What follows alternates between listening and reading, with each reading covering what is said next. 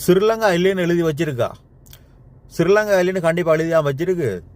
அப்போ நான் ஏன் பிரதர் இந்தியா இராணுவம் போய் காஷ்மீரில் இருக்குது, எல்லையை பாதுகாத்து கொண்டு இருக்கு. சரி, அது ஒரு பக்கத்தையும் இருக்கட்டும். கூடுதலாக கேள்விப்பட்டிருப்பீங்க, தமிழ்நாட்டு மீனவர்களை சிங்கள படையினர், அதாவது ஸ்ரீலங்கா நேவி கைது செஞ்சிருக்கு, ஜெயிலில் கூட கேள்விப்பட்டிருப்பீங்க. ஒரு விசைப்படகு, அதாவது ஸ்ரீலங்கா எல்லைக்குள்ளே வந்து மீன்பிடிக்க விசைப்படகால் ஸ்ரீலங்கா மீனவர்கள் பெரிய பாதிப்புக்குள்ளாகிறார்கள். அதை பற்றி கதைக்கிறதுக்கு இந்த அரசியலுக்கு டைம் இல்லை. 10வது குறைக்கு இந்தியாவில் இருக்க தமிழ்நாட்டு மீனவர்கள், அதாவது பாரம்பரிய மீன்பிடிக்கிற மீனவர்கள் அந்த பெரிய விசைப்படகால பெரிய பாதிப்பு உள்ளாகிறார்கள். அது தெரியுமா இருக்காச்சு? கடல் வளம் முற்றிலும் அழிக்கப்படுகிறது.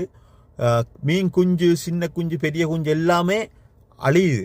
அது தெரியுமா? அது தெரியாது. 7 மண்டா பாரம்பரிய மீன் பிடிக்கிறார்கள் போய் கேட்டு பாருங்க. விசைப்படகால உங்களுக்கு எவ்வளோ பாதிப்புண்டு. விசைப்படகை போட்டு இழுத்து கொண்டு போவான். பின்னுக்கு பாரம்பரிய மீன்பிடி வலையெல்லாம் போட்டுருந்தாலும் கிழிச்செறிஞ்சுன்னு போவாங்க. ஒரு வேலை மீன் பிடிக்கிற வேலை செய்கிறதுக்கு எத்தனை நாள் பிடிக்கும்? ஒவ்வொரு கண்ணாக கோக்கணும்.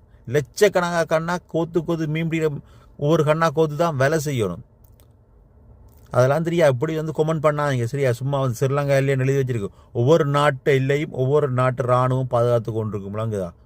அன்றைக்கு ஏதோ பெரிய நெய் வந்தடியாக விட்டுட்டான்.